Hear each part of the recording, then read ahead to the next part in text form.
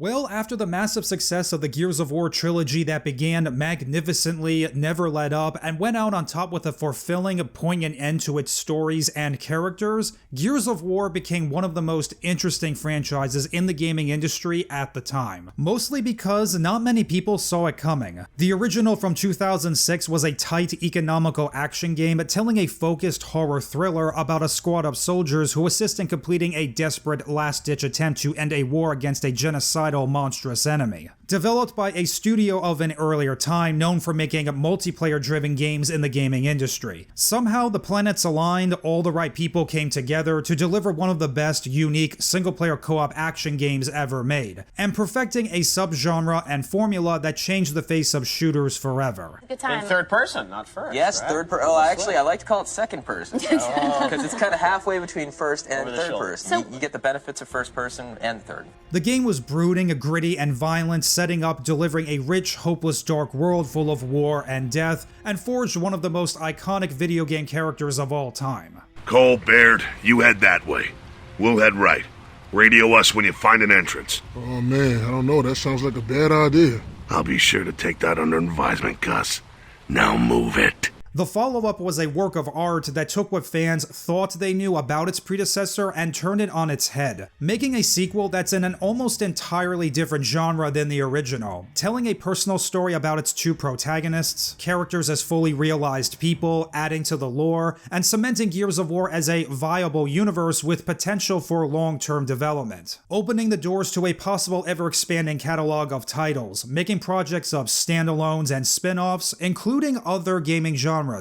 One and the only project from Epic Games with the help from another studio, People Can Fly, this new Gears of War game laid the groundwork for the series, setting up for other time frames, timelines, other factions, or character individual stories from the lore. That title, which would become Gears of War Judgment. Being the franchise's final send-off, the developers went back to its original roots, find a way to shake things up, keep true to the Gears of War fiction, while retaining what fans love and what made the franchise so effective. Creating a new spin-off experience that pays homage to the original of a similar nature, providing a simple, complex prequel story about Damon Baird several months after Emergence Day. Damon Baird was one of the most popular characters in the games, so telling that character's story was an easy decision for Cliff Bleszinski, lead developer, and the writing team, including adding another story, one that filled a plot hole from Gears of War 3. Once we actually got data from Microsoft that he was one of the most beloved characters in the entire franchise, that it really seemed like a no-brainer. I personally believe that Baird is so beloved by the fans because we live in a world where being cynical and snarky and sarcastic is the norm, especially on the internet, and I think that's why he resonates with a lot of gamers. The team was keen to pursue this with Judgment, wanting to tell small stories again like the first Gears of War, while combining it with another side story where over the course of both campaigns, players get to see and experience how both narratives talk to each other, even though they take place many years apart. In short, the team and franchise creators' goal was to really reward the true Gears of War fan by making games diving deep into the universe, the lore, and following the stories of franchise favorites. Who loves you, baby? Yeah, group hug. The best parallel that can be drawn to this plan was similar to an old former video game developer that some of you folks may have heard of in the gaming community or played one of their games was LucasArts, which was a developer that broke into the Star Wars realm and for 20 years produced games based on George Lucas's Star Wars universe, making games spread across almost every game genre to cater to the hardcore fan base, from action-adventure games, first-person shooters, simulators, role-playing games, etc., while telling stories and original ones that took place between or during the events of the 6 movies and based on the expanded universe. The Open Arms program may have given you our uniform, but you and I remain enemies. Fine. Let's settle this like enemies then. Hey, that's enough! Stand down. You Goroznis weren't known for treating prisoners very well. I'm sure you know nothing about it.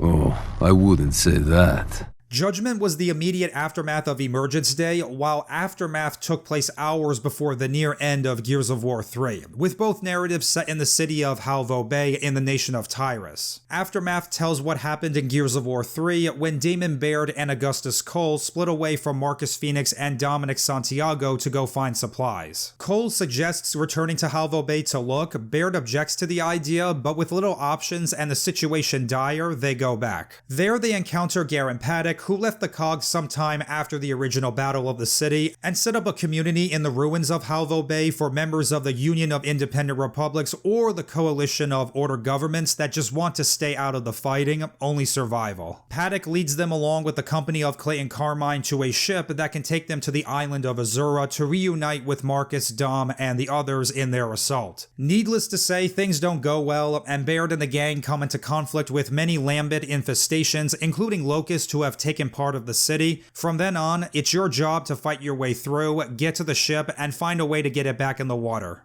Aftermath was simple, a group of soldiers fighting off Lambent and locusts to get to a ship to leave the city. On the surface, that doesn't sound very interesting, but the campaign manages to get quite a lot of mileage out of its basic concept, and the characters, particularly Damon Baird and Garen Paddock, are both neatly detailed and played well off each other. While the trilogy followed a tried and true formula of good guys versus bad guys, Judgment and Aftermath gave us a tone and world that inhabit the grayer areas of the battlefield. Damon Baird was much tougher and serious this time around. Paddock is a hard, brutal man of principle, ruthless, effective, and very much the alpha male of the group, who is domineering at times towards Baird. But despite his merciless persona, there is a more human side to him that shows from time to time. He demonstrates genuine concern for Baird and his comrade's safety, even though he doesn't want to be part of the unit.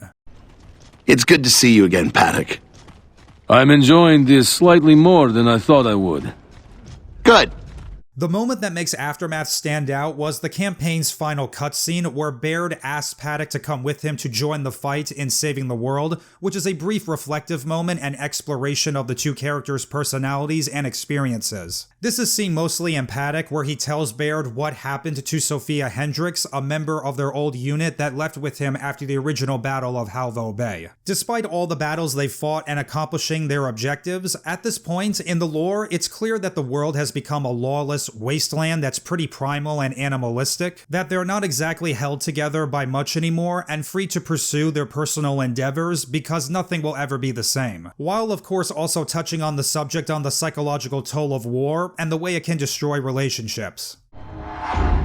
You wanna stay friends? Let's never see each other again. For true Gears of War fans, this was a real treat, given two stories pertaining to the Pendulum Wars, the biggest conflict and era in the entire lore's history, and painting a realistic and nuanced portrayal of what that war was like. Also interesting of note, this moment in Aftermath was one of the most talked about in Gears of War communities in former times. What happened to Sophia Hendricks? Paddock says that she was abducted by several men while out on patrol. While managing to kill one of them, he failed to save her, and the writing implies he tried everything he could to rescue her and accepts it that she's dead. Many fans came to different conclusions whether the character survived or not, from theories to specific comments from the writing team to the extended media Gears of War Judgment Kilo Squad The Survivor's Log, which is a collective fictional notebook about Damon Baird, Judgment, and Aftermath for people who wanted to learn more. The result was an ambiguous ending to the character, likely done to maybe open up more storytelling prospects for future Gears of War games or an expansion DLC. But honestly, if you're a true fan or one that follows the lore, particularly the period of time Aftermath takes place in, chances of surviving an event like that are few and far between. Especially a lawless, animalistic world with death around every corner. I think you know the answer. We just want to trade for some food. Well, we ain't got any spare food. And if we did, we wouldn't be trading it with you cog assholes. Ooh. I'll give you a side of bacon for her, though. Oh, bacon. Look, all we want is fuel, and then we'll go. Is this Griffin willing to trade? Well, lady, he might want to do business with you. In the end, with the stories completed and a great trilogy, Judgment teased the possibility for projects of spin-offs for Gears of War, but unfortunately that would not come to pass. After the launch of Judgment in 2013, the company of Epic decided they were happy to leave it at that. Reports at the time said Epic was basically too scared with budget expenses and future Gears of War entries not living up to the hype, but according to series creator Cliffy B back in 2016, Epic called it quits on Gears of War because their heart wasn't really in it anymore and didn't know what to do with the franchise going forward. And with Microsoft unwilling to let it go, they made an offer to purchase the IP and pump out more. And Epic at the time, and I say this very carefully because they've really kind of changed into their own entity. With Paragon looks cool, Fortnite looks cool, like their engines look great. We're using it ourselves, it's great. But at the time, there was this whole like, Gears was kind of a fluke, you know. And I could pitch any idea to the company, and inevitably I'd have somebody in my office going, I don't buy it. And that was when like I really just started creatively getting kind of frustrated. And you know, I was helping out with Fortnite, trying to figure out, are we going to do another Gears game? I don't know. And then you know, the buyout came in, and I tried to renegotiate my contract, and they couldn't come to any sort of terms. And I was like, actually, the irony was, one day I just stopped going to work, which in hindsight was really unprofessional and not cool and disrespectful to Tim. But I you know, they tried to negotiate for a couple months, couldn't come to terms, so I just strong-armed it. I was like, I'm just not going to come to work.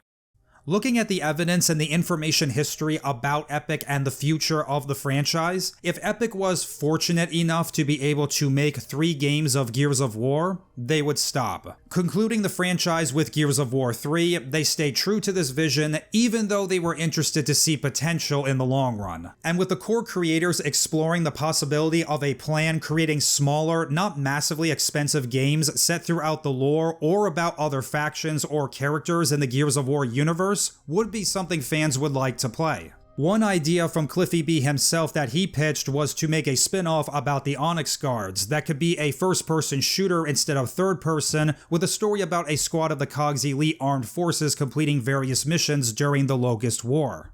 Luma sent us. Where should we go?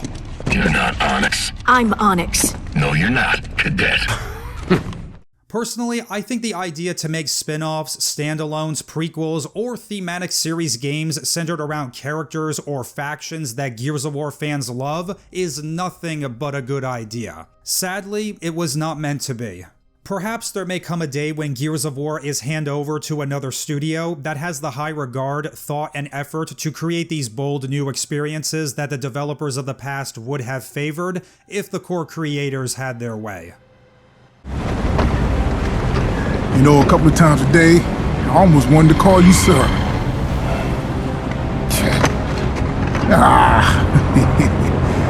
Yeah. Day's not over yet. Let's go find Marcus and Dom. Their turn to save the day. Thanks, Cole. My pleasure, sir.